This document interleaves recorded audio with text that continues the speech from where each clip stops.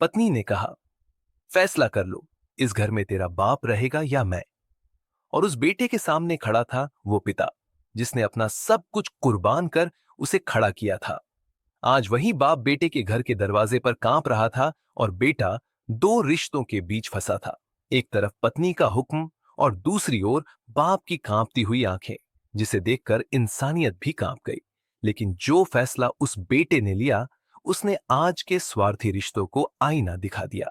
ये कहानी सिर्फ एक बेटे की नहीं है, ये उस हर इंसान की है जो रिश्तों की कीमत समझता है और आज के समाज के लिए एक आईना भी है।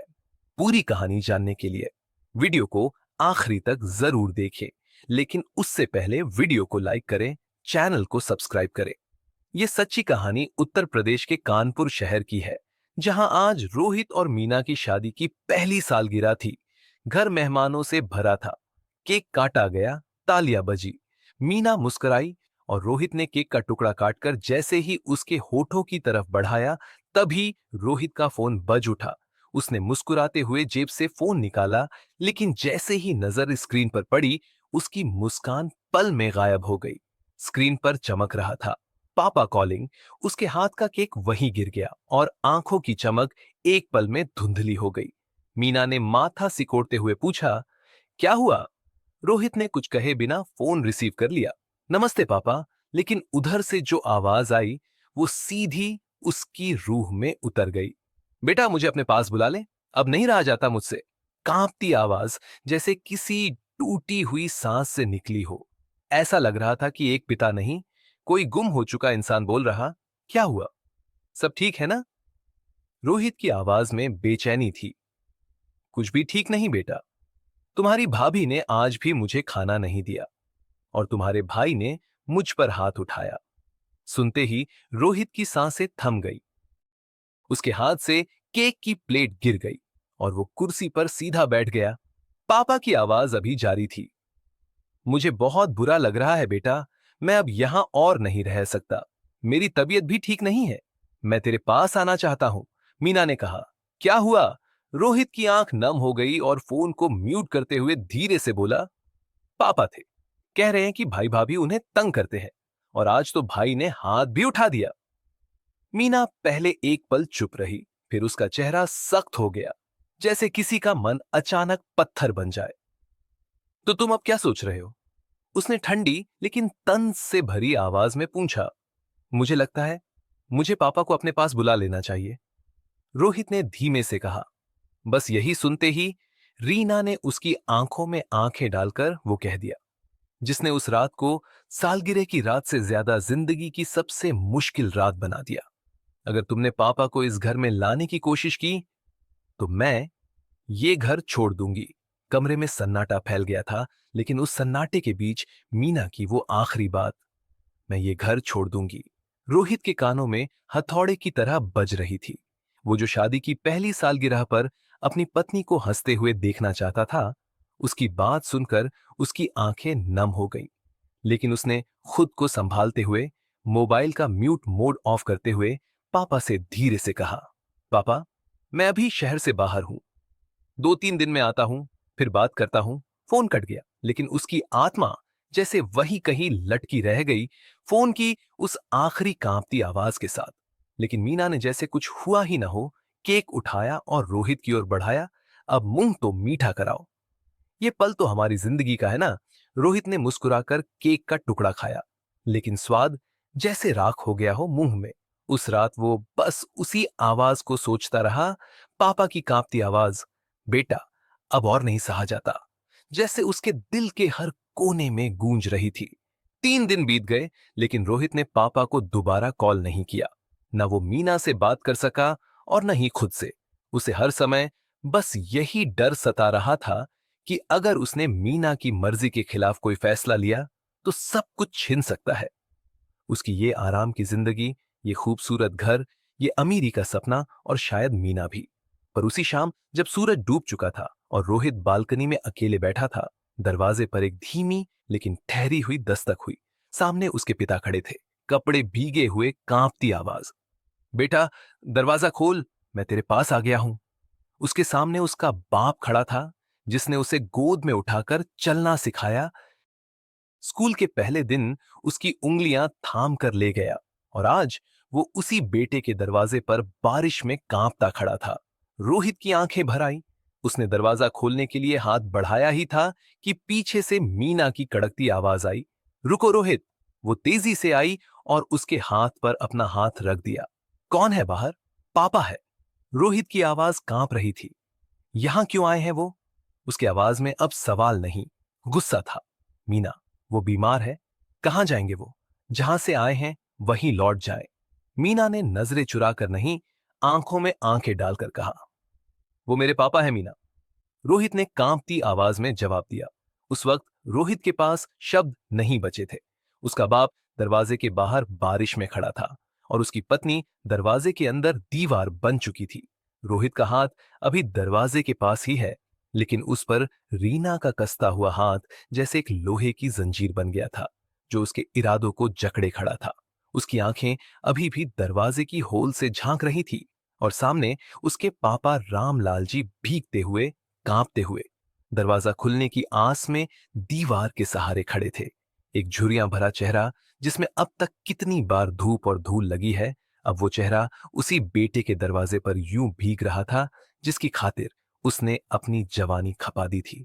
बेटा, दरवाजा खोल, मुझे ठंड लग रही है। वो धीमी सी आवाज अब भी कानों में पड़ रही थी, लेकिन दरवाजा अब भी बंद था। रोहित की आंखों से आंसू निकले। उसने मीना की ओर देखा और बोला, कम से कम इतनी इजाजत दे दो कि उन्हें अंदर आने दो, अभी बस रात के लिए। नहीं रोहित, ये घर तुम्हारे पापा के लिए नहीं है, समझ लो ये बात हमेशा के लिए। मीना का लहजा अब तानों से नहीं, हुक्म से भरा हुआ था।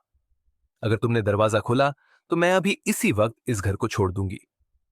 ये कहते हुए वो मुड़ी और कमरे में चली गई। रात हुई, बिजली की आवाजें गूंजने लगी और आसमान फट पड़ा। रोहित ने खिड़की का पर्दा हटाकर देखा और वो दृश्य देखकर उसका कलेजा फट गया। रामलाल जी उस दीवार के पास सिक उड़कर बैठे थे, दोनों हाथ सीने पर टिके हुए और आंखें बंद थी। शायद नींद में नहीं, बेहोशी में रोहित का धैर्य अब जवाब दे चुका था। वो उठा, दौड़कर कमरे में गया और मीना को झकझोरते हुए बोला, चाबी दो मीना, अभी, इसी वक्त। क्या मसला है रोहित? सोने दो यार, मीना ने करवट बदलते हुए कहा। चाबी दो, पापा मर जाएंगे बाहर। उसकी आवाज कांप रही थी। वो सुबह तक चले जाएंगे। वैसे भी ये घर तुम्हारे बाप के लिए नहीं बना। मीना अब पूरी तरह बेशर्मी पर उतर आई थी। रोहित ने उसके तकिए के नीचे हाथ डाला। रीना ने झपट कर उसकी कलाई पकड़ ली। चाबी नहीं मिलेगी, समझे? लेकिन रोहित, अब वो रोहित नहीं रहा था। उसने उसकी कलाई को मोड़ दिया, चाबी छीनी और दरवाजे की ओर दौड़ पड़ा। रुक जाओ रोहित, अगर अब वो घर में आए तो मैं चली जाऊंगी। मीना की चीख उसके पीछे गूंजती रही, लेकिन इस बार वो किसी आवाज की परवाह नहीं कर रहा था। उसने ताला खोला, दरवाजा खोला और जैसे ही उसने बाहर कदम रखा, मैं उसका दिल थम गया। पापा जमीन पर बेहोश पड़े थे, चेहरे पर पानी की बूंदें, सांस बहुत धीमी, आंखें बंद। पापा! रोहित चीख पड़ा। पापा, आंखें खोलिए ना प्लीज। मैं आ गया। उसने उन्हें उठाया, लेकिन रामलाल जी की देह बेजान सी लग रही थी। पीछे दरवाजे पर खड़ी मीना देख रही थी, लेकिन उसके चेहरे पर न शर्म थी न पछतावा। ये सब तुम्हारी वजह से हुआ है मीना। रोहित की चीख में अब भी सिसकियां थी। मेरी वजह से नहीं, तुम्हारी कायरता की वजह से। अगर तुम मर्द होते तो मुझसे डरते नहीं। मीना का ताना हवा में तैर गया, लेकिन रोहित ने अब कुछ नहीं सुना। वो पापा को गोद में उठाकर तेजी से गाड़ी की ओर दौड़ा। बारिश अभी उसी जोर से बरस रही थी, लेकिन रोहित के सीने में तो जैसे कोई और ही तूफान मच रहा था। पापा, बस कुछ नहीं होगा, मैं हूं ना पापा, मैं हूं। बारिश की बूंदें अब गाड़ी की छत पर ऐसे गिर रही थी जैसे आसमान भी उस रात इंसानियत पर रो रहा हो। रोहित अस्पताल के गेट तक पहुंचा, गाड़ी का दरवाजा खोला और एक हाथ से पापा को संभालते हुए दूसरे हाथ से इमरजेंसी बेल बजा दी। डॉक्टर प्लीज जल्दी आए, मेरे पापा बेहोश हैं।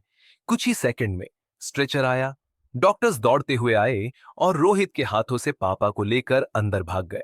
वो वहीं कॉरिडोर में बैठ गया, भीगा हुआ, कांपता हुआ और खुद से नजरें चुराता हुआ। अगर एक बेटा अपने बाप को सिर छुपाने की जगह न दे सके तो क्या वो अमीरी का हकदार है? ये सवाल रोहित के सीने में छुपे हर जख्म को कुरेद रहा था। थोड़ी देर बाद डॉक्टर बाहर आए। चेहरे पर चिंता की लकीरें गहरी थीं। हमने उन्हें स्टेबल कर दिया है, लेकिन अगले 24 घंटे बहुत नाजुक है। उनकी हालत बेहद गंभीर है। उसने पूछा, मैं मिल सकता हूं? डॉक्टर ने सिर हिलाया।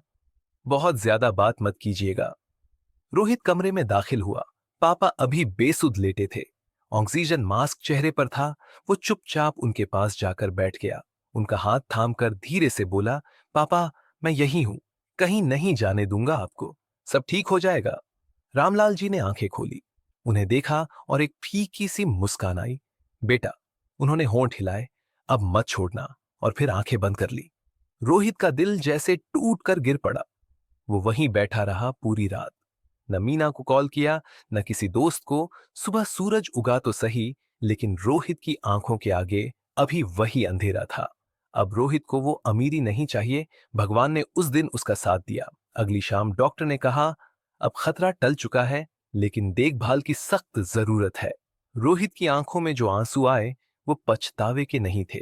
वो राहत के थे, शुक्रिया के थे, और उस प्यार के थे जो उसने जिंदगी में पहली बार इतनी गहराई से अपने पिता के लिए महसूस किया था। कुछ दिन बाद पापा को डिस्चार्ज मिल गया। अस्पताल से लौटते समय रोहित के कदम भारी थे। गाड़ी के शीशे से बाहर देखते हुए वो बस एक ही सवाल खुद से पूछ रहा था, क्या मैं फिर उसी घर लौट रहा हूं जहां मेरे पापा को इंसान नहीं, बोझ समझा गया था? पापा की हालत अब पहले से बेहतर थी, लेकिन उनकी आंखों में डर अभी बाकी था। वो डर की कही वही सब कुछ फिर से न हो। घर का दरवाजा जैसे ही खोला, सामने मीना थी। चेहरा हमेशा की तरह सख्त, न गर्मजोशी, न अपनापन। उसने बिना मुस्कुराए कहा, अब इन्हें वापस क्यों लाए हो? ठीक हो गए तो भेज देते। जरूरत क्या थी? लेकिन उसने कुछ नहीं कहा। पापा को धीरे धीरे लेकर अंदर आया, उन्हें सोफे पर बिठाया, कंधों पर शॉल डाल दी और पानी का गिलास पकड़ाया। पापा की आंखों में वही डर था, जैसे वो जान गए हों कि इस घर में वो अब भी मेहमान है। शायद अब रोहित के बड़े भाई और भाभी आए थे। मीना ने ताने से उनका स्वागत किया। अब तो पापा ठीक है, क्यों ना आप लोग इन्हें वापस ले जाए? भाभी भी तिलमिलाकर बोली, हम क्यों ले? ये तुम्हारे पति के बाप हैं, हमारी जिम्मेदारी क्यों बने? पल भर में घर का माहौल जहरीला हो गया।